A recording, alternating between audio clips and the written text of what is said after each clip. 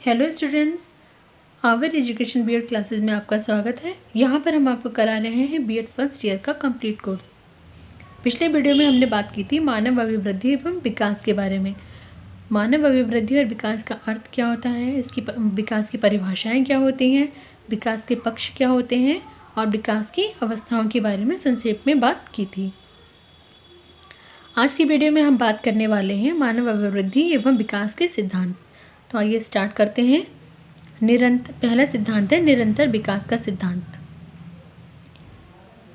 मानव विकास एक सतत प्रक्रिया होती है जो जन्म से लेकर मरण तक निरंतर चलती रहती है। कोई भी विकास आकस्मिक ढंग से नहीं होता, धीरे धीरे होता है।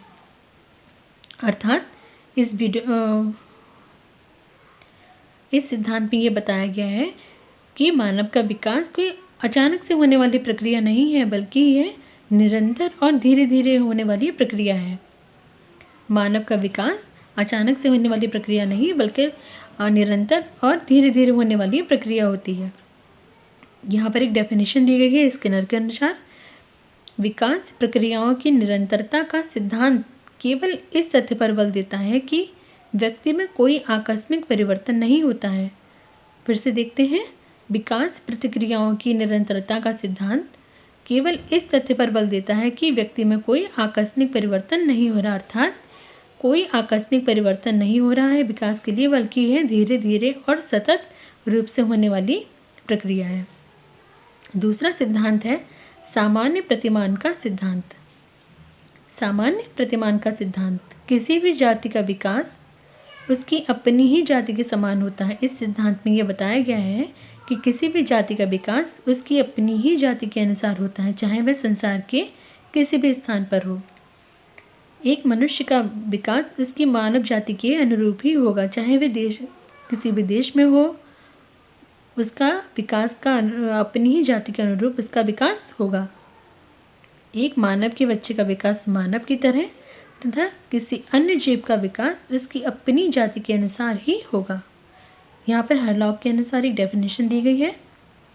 प्रत्येक जाति, चाहे वह पशु जाति हो या मानव जाति, अपनी जाति के अनुरूप विकास के प्रतिमान का अनुसरण करता है, अर्थात अपनी ही जाति के अनुसार उसका विकास होगा।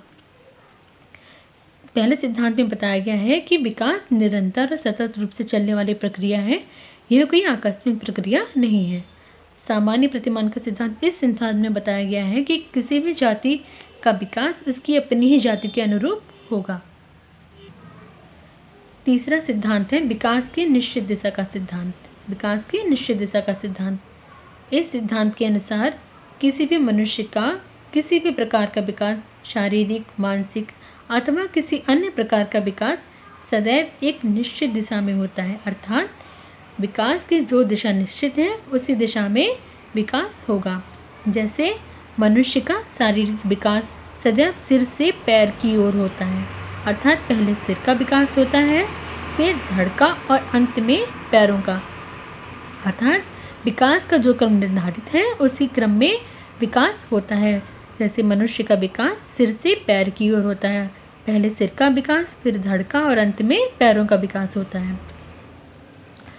अगला सिद्धांत है विकास क्रम का सिद्धांत। इस सिद्धांत के अनुसार मनुष्य का विकास सदैव एक क्रम के अनुरूप होता है, अर्थात एक क्रम में ही सदैव मनुष्य का विकास होता है।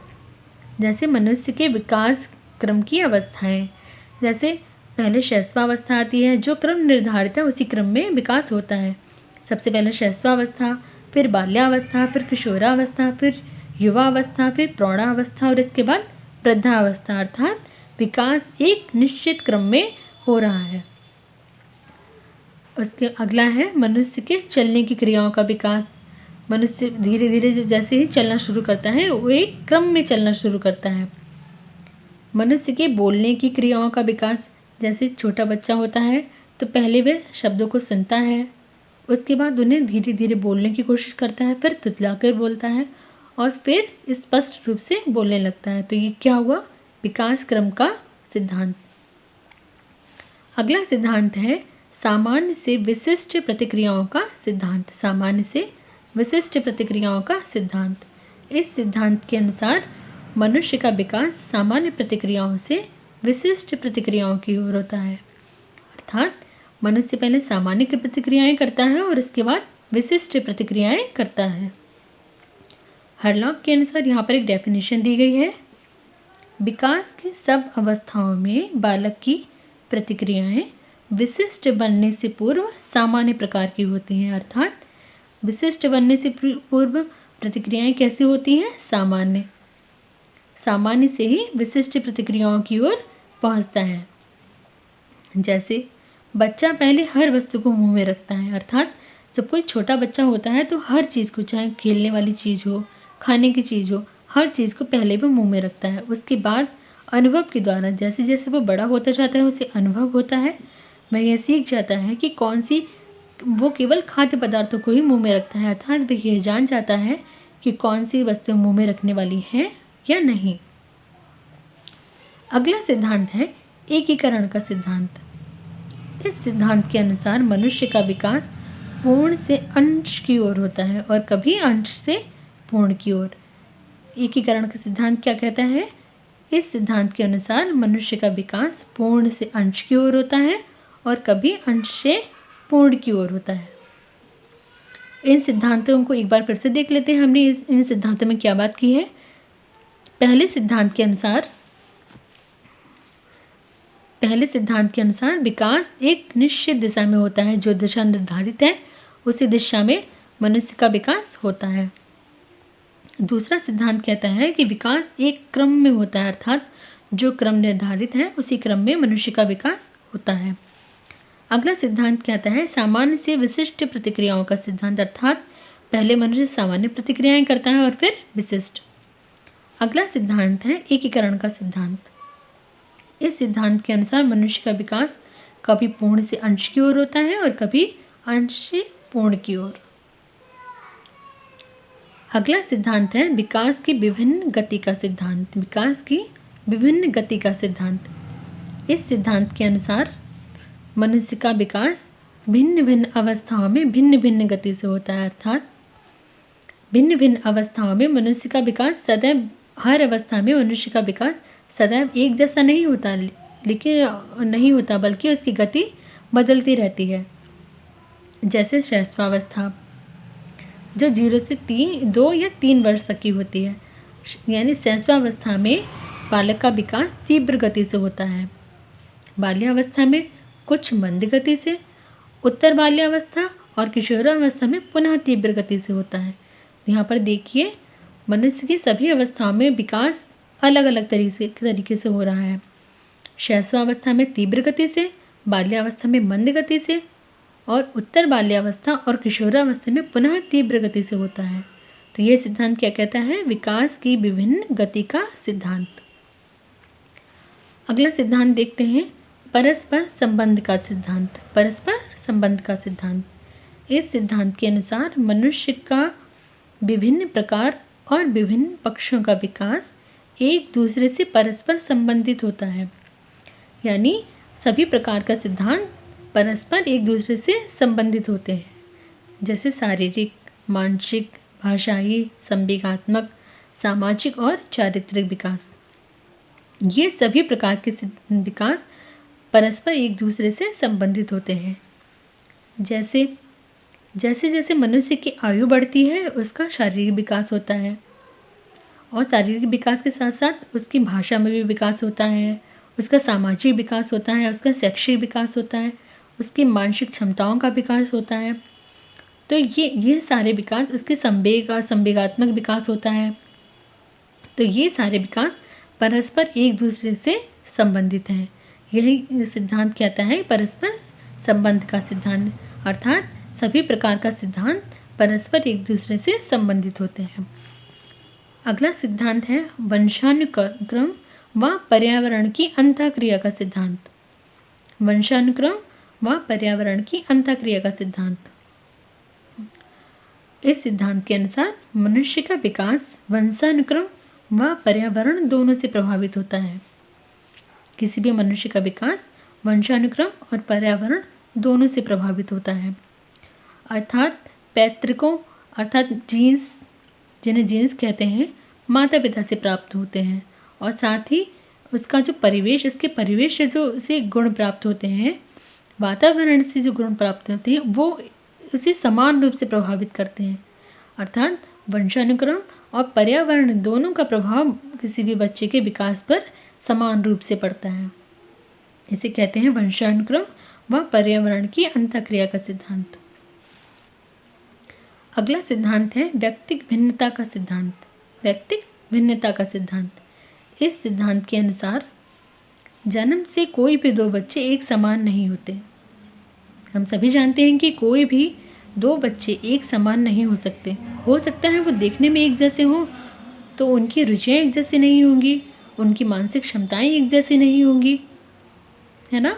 सभी बच्चे एक दूसरे से किसी न किसी रूप में भिन्न होते हैं, ज़रूर भिन्न होते हैं। कोई भी दो बच्चे एक समान, बिल्कुल एक दूसरे से समान नहीं होते हैं। या तो वो शारीरिक रूप से भिन्न होंगे, मानसिक रूप से, भाषाई, सामाजिक, संवेगात्मक, किसी न किसी रूप में एक दूसरे से भिन्न अवश्य होंगे। यही कहता है व्यक्तिक भिन्नता का सिद्धांत। अगला सिद्धांत है पूर्वानुमान का सिद्धांत। पूर्वानुमान का सिद्धांत किसी भी प्रजाति के विकास की सामान्य प्रवृत्ति के अनुरूप होता है। किसी भी प्रजाति का विकास सामान्य प्रवृत्ति के अनुरूप होता है और उसके आधार पर प्राणी के विकास का पूर्वानुमान लगाया जाता है। मतलब कि हम देखते हैं अगर कोई बच्चा है, शारीरिक रूप से बहुत अच्छा है, बहुत अच्छी से भाषा बोलता है, तो हम उसके बारे में पूर्व में अनुमान लगाने लगते हैं कि यह बच्चा बड़े होकर क्या करेगा या यह बच्चा बड़े होकर क्या बनेगा। जैसे बच्चे का शारीरिक, मानसिक, बौद्धिक विकास कैसा होगा, इसका भी पूर्व में अनुमान लगा लिया जाता है उसके वर्तमान के लक्षणों को देखकर या उसके पूर्व के विकास को देखकर। यह अनुमान लगाया जाता है कि वह बच्चा क्या करेगा, आगे क्या बनेगा, उसके बारे में हम भविष्यवाणी कर सकते हैं। कुछ लोग बोलते हैं ना, ये बच्चा बोलने में बड़ा अच्छा है, देखो ये क्या बनेगा, ये टीचर बन सकता है, या फिर इस तरीके के अनुमान जब हम लगाते हैं उसे ही पूर्वानुमान का सिद्धांत कहते हैं। इन सारे सिद्धांतों को हम एक बार फिर से देख लेते हैं। विकास की विभिन्न गति का सिद्धांत, अर्थात विभिन्न अवस्थाओं में मानव का विकास भिन्न भिन्न तरीके से होता है। सभी अवस्थाओं में मानव का विकास एक जैसा नहीं होता है। परस्पर संबंध का सिद्धांत, सभी प्रकार के जो विकास है वो परस्पर एक दूसरे से संबंधित होते हैं। वंशानुक्रम व पर्यावरण की अंतःक्रिया का सिद्धांत, किसी भी बालक के विकास पर उसके वंशानुक्रम और पर्यावरण दोनों का समान रूप से प्रभाव पड़ता है। इसे ही अंतःक्रिया का सिद्धांत कहते हैं। व्यक्तिक भिन्नता का सिद्धांत, कोई भी दो बच्चे किसी भी रूप में एक दूसरे से समान नहीं होते हैं। हो सकता है वो किसी एक चीज़ में एक जैसे हों, लेकिन किसी दूसरे विकास में दूसरे से भिन्न होंगे या किसी दूसरे लक्षण में एक दूसरे से भिन्न होंगे। अगला है पूर्वानुमान का सिद्धांत, किसी भी बच्चे की उसकी क्षमताओं को देखकर, उसकी रुचियों को देखकर हम जो पूर्व में इसके बारे में अनुमान लगाते हैं उसे ही पूर्वानुमान का सिद्धांत कहते हैं। आज की वीडियो में हमने मानव विकास के सिद्धांतों के बारे में बात की है। आज की वीडियो हम यहीं पर समाप्त करते हैं। अगर आपको वीडियो अच्छा लगा हो तो इसे लाइक और सब्सक्राइब कीजिए। कमेंट करके भी बताइए आपको वीडियो कैसा लगा है, ताकि हम आगे की वीडियो बनाने के लिए मोटिवेट हों। Thank you.